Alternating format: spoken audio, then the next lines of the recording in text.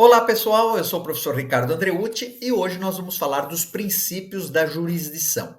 Princípios da jurisdição que são extremamente importantes, porque a jurisdição toda é regida por princípios e esses princípios permeiam todo o direito processual penal. Então vamos para a nossa tela? Vamos lá, leia comigo. A jurisdição é regida por alguns princípios específicos e fundamentais. São eles pois um norte que orienta a atuação dos magistrados e das partes, né? Acusação e defesa. E aí, como eu já falei em outras oportunidades, os princípios não podem ser desobedecidos, pois isso representaria insurgência, subversão à ordem jurídica. Então, o que nós estamos falando aí é o seguinte: esses princípios todos precisam ser observados. Tá certo? Para quê? Para que nós possamos ter efetivamente a jurisdição como uma atividade exercida pelo Estado, delegada ao Poder Judiciário, de aplicar a lei ao caso concreto, ou seja, de dizer o direito. Perfeito? Vamos para o primeiro princípio, pessoal? Vou colocar na tela para nós, que é o princípio do juiz natural. É um dos mais importantes princípios da jurisdição. Então, leia comigo para que a gente possa trabalhar um pouquinho. Segundo esse princípio do juiz natural, ou do julgador constitucional, ou do julgador legal, como ele também é conhecido, ninguém pode ser julgado senão pela autoridade competente. E isso, claro, se traduz na impossibilidade de haver tribunais ou juízos de exceção. Então, leia também, não haverá juízo ou tribunal de exceção, que é aquele criado para o julgamento de um caso específico. Isso está na própria Constituição Federal, hein, pessoal? Está lá, olha, artigo 5º, no inciso 53 e também no inciso 37 da Constituição Federal, tá? E aí, vamos até pôr aqui a tela inteira, parte da doutrina prefere a expressão juízo natural e não juiz natural, embora juiz natural já esteja consagrado na doutrina e na jurisprudência, alguns doutrinadores falam em juízo natural e não juiz natural, uma vez que o provimento, a sentença, já não é mais um ato solitário do juiz, mas sim da jurisdição como um todo, que se organiza pelo Poder Judiciário.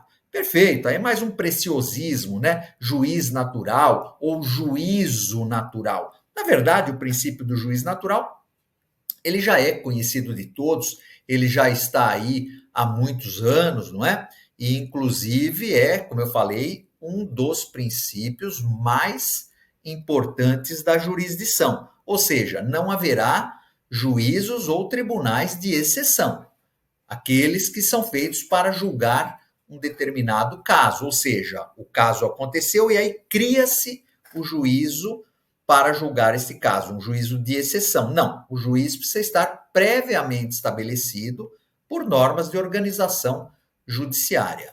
Perfeito? Então, esse princípio, vamos descer aqui, representa uma vedação a que seja o acusado julgado por um tribunal ad hoc, ou seja, um tribunal de exceção para o ato. Ad hoc quer dizer ad hoc para o ato, constituído pós-facto. Tá? Um tribunal ou juízo, pessoal, que eu ponho aí, só podem ser constituídos ante factum, não é? Só podem julgar determinado fato se forem criados ante factum. Então, a questão aqui é a seguinte: quando o fato é praticado, e nós estamos falando aqui, né, especificamente da área criminal, mas isso serve para o civil também. Quando o fato é praticado, o tribunal já tem que existir. Ele já tem que ter competência para julgar aquele fato. Ou seja, o fato tem que ser praticado quando o tribunal já existia.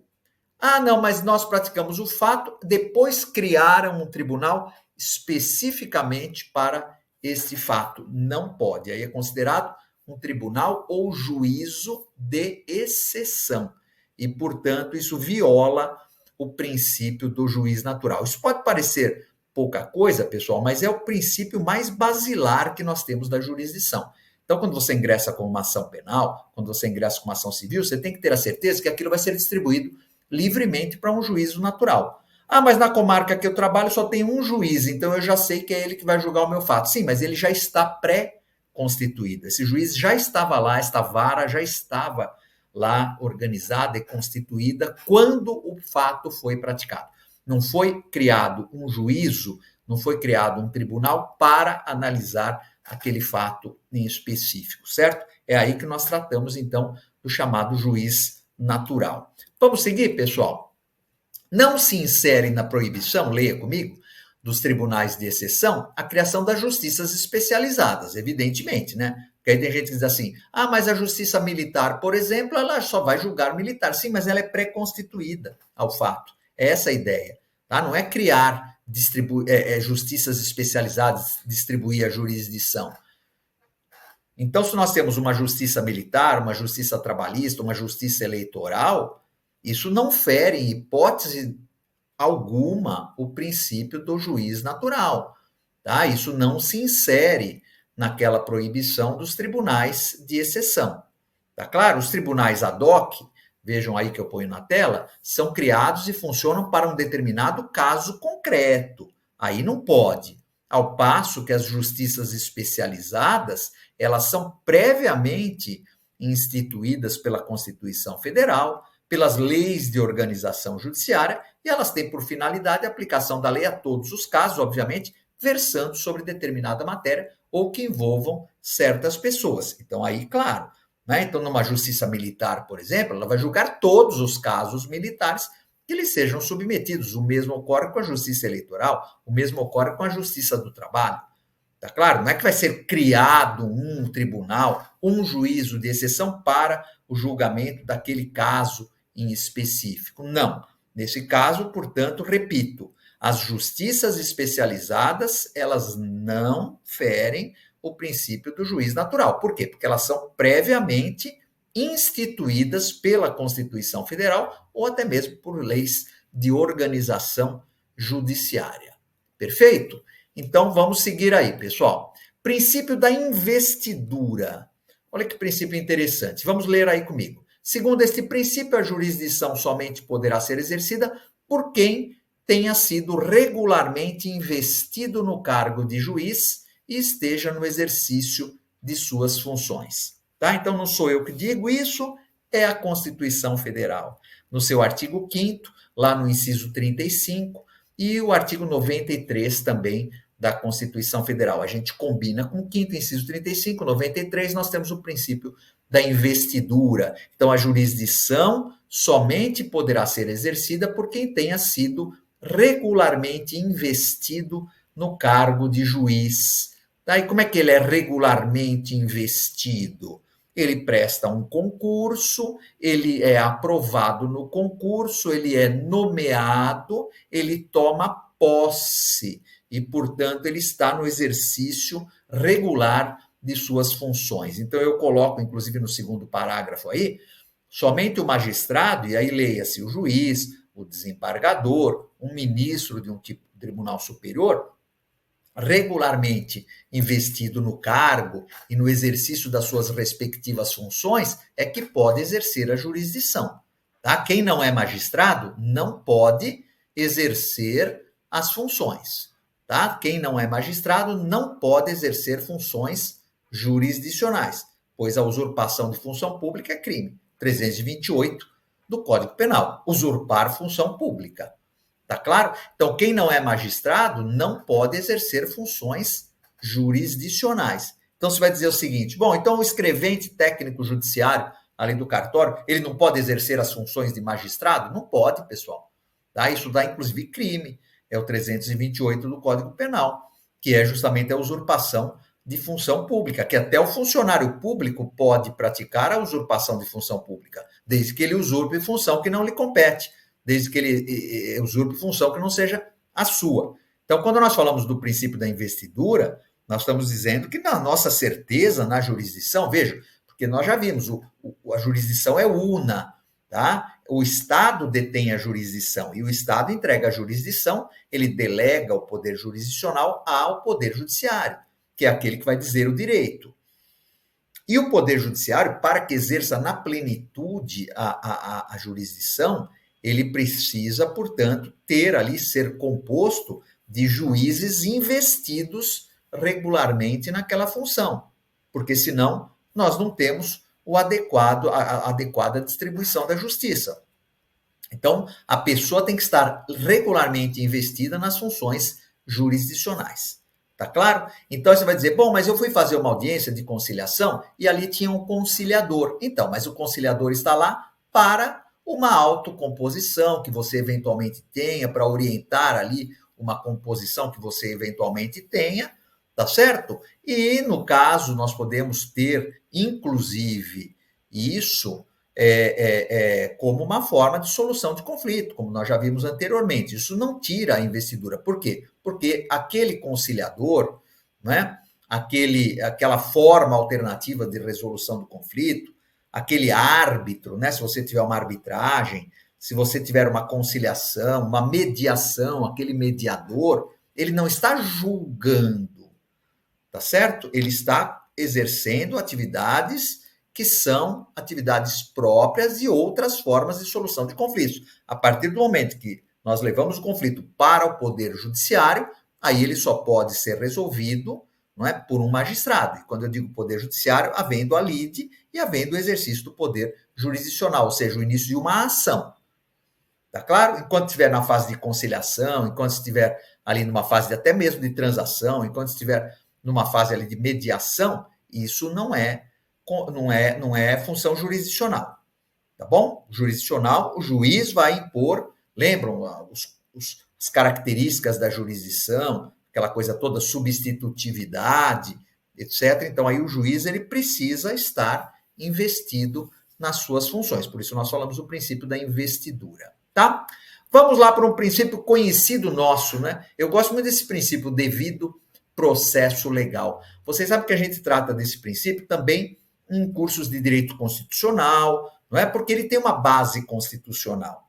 O princípio do devido processo legal, ele não é um princípio, leia-se com muito cuidado isso, ele não é um princípio apenas penal. Ele, na verdade, alguns autores falam do devido processo penal, mas o certo é o mesmo, claro, é o devido processo legal, porque ele é um princípio que se aplica a todo o direito, seja o direito processual civil, seja o direito processual penal, o processo do trabalho. Esse princípio está no artigo 5º, lá no seu inciso 54 da Constituição, e ele diz o seguinte: ninguém será privado de sua liberdade ou de seus bens sem o devido processo legal. Por que ele fala ninguém será privado de sua liberdade? Aí entra o direito penal, né, o processo penal. Ou de seus bens. Bom, bens nós não temos nada a ver com bens, né, no processo penal. Bens é uma questão cível. Então, ele aplica-se também ao processo civil. E aí a gente aprende também esse princípio do devido processo legal, que nós já tratamos, né, em outras oportunidades, nós aplicamos também ao processo civil. Então, bens aí, processo civil. E por que esse princípio foi estampado na Constituição? E olha, ele está aí, pessoal, né, esse princípio está nos ordenamentos mundiais, né, nos ordenamentos do mundo, desde 1215, com a Magna Carta Libertatum. Nós já vamos ver já a Magna Carta. E aqui eu tenho a oportunidade de citar também o professor Rogério Laureatucci, que também é um grande processualista, um dos maiores processualistas brasileiros. O professor Rogério Tucci, ele diz o seguinte lá: esse princípio é mais chamado de devido processo penal, então ele é um dos autores que fala do devido processo penal, claro, ele é processualista penal, e ele diz, devido processo legal é uma expressão que deriva do inglês, claro, é o due process of law, devido processo legal, né, de direito, devido processo legal. E ele constitui uma garantia de que o conteúdo da jurisdicionalidade é a legalidade, não é? Por isso o juiz só vai aplicar a lei ao caso concreto, pautando-se pela legalidade, ou seja, após um devido processo legal. Então, o réu, por isso que nós falamos, o réu, quando processado, ele deve ser processado e eventualmente condenado após passar por um devido processo legal. No civil, a mesma coisa. Você tem uma lide civil, você ingressa na esfera civil para a resolução do seu conflito de interesse, caracterizado ali pela pretensão resistida, pela sua lide, e você vai, então, passar também o seu caso vai passar pelo devido processo legal, que é o cumprimento absoluto, estrito, de todas aquelas normas, processuais, para que nós possamos aplicar a lei ao caso concreto de uma maneira efetiva. Portanto, ele constitui uma garantia, tá? De que nós teremos legalidade.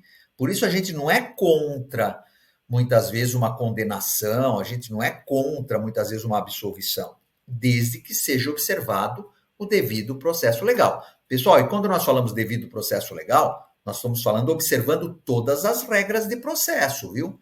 Por exemplo, se um juiz não for imparcial, nós não temos um devido processo legal. Né? Se nós não tivermos, se nós tivermos uma nulidade no processo, nós não teremos um devido processo legal. Se nós tivermos ali uma condenação viciada, nós não teremos um devido processo legal. A mesma coisa serve para uma absolução, tá bom? Uma absolvição, melhor dizendo, tá? Então, quando nós observamos o devido processo legal, aí tudo bem. Tá claro que não se pode atropelar o devido processo legal. Isso em hipótese nenhuma. Tá claro? E aí, portanto, nós temos ali o nullum actum sine lege, nenhum ato legal de jurisdicionalidade sem a lei, sem o cumprimento da lei. Perfeito? Como eu falei, a origem desse princípio vem lá da Magna Carta Libertatum. Em 1215, ela foi outorgada pelo rei João Sem Terra aos barões ingleses. Na verdade, os barões impuseram, né? A história é a seguinte: se você pegar a história da Inglaterra naquela época, pessoal, o chamado João Sem Terra, John Lackland, era o nome que se dava a ele naquela época. Por que ele era chamado João Sem Terra? Né? Porque ele era o terceiro filho do rei Henrique, que havia tido lá, inclusive, o Ricardo Coração de Leão, né? Foi irmão do João Sem Terra, chamado Ricardo, o rei Richard, o famoso Ricardo Coração de Leão. Por quê? Porque o João Sem Terra, o John, ele era o terceiro filho, e, portanto, ele não herdava terra nenhuma, porque toda a fortuna, toda a herança do rei passava para o seu primogênito, para o seu primeiro filho. Então, o primeiro filho do rei Henrique foi o que herdou tudo. Depois veio o Ricardo Coração de Leão, que também foi morto depois de várias guerras, ele era um sujeito muito belicoso, participava de guerras, comandava exércitos, morreu. Aí quem assume o trono? O terceiro filho vivo, João Sem Terra. E não tinha terra nenhuma, quer dizer, tinha lá poucas coisas, né, pessoal? Chamava João Sem Terra. E aí o que aconteceu? Ele era um cidadão muito rigoroso e não cumpria-se leis naquela época, né? O rei, ele mandava e desmandava do jeito que ele queria. E a Inglaterra já tinha os barões, não é? Ingleses, que tinham lá as suas terras, não é? E que davam suporte ao rei. Os barões ingleses estavam cansados do arbítrio, cansados do autoritarismo de João Sem Terra. E aí, então, eles redigiram uma carta, né, chamada Magna Carta Libertatum, e eles praticamente impuseram esta carta. Então, não partiu do rei João Sem Terra essa carta. Né? Na verdade, o João Sem Terra foi obrigado a aceitar essa carta. Ela foi imposta pelos barões ingleses ao rei João. Ele não gostou muito, não, mas ele teve que aceitar, porque o suporte todo, inclusive de exércitos, e o suporte até mesmo financeiro da Inglaterra naquela época, vinha dos barões ingleses.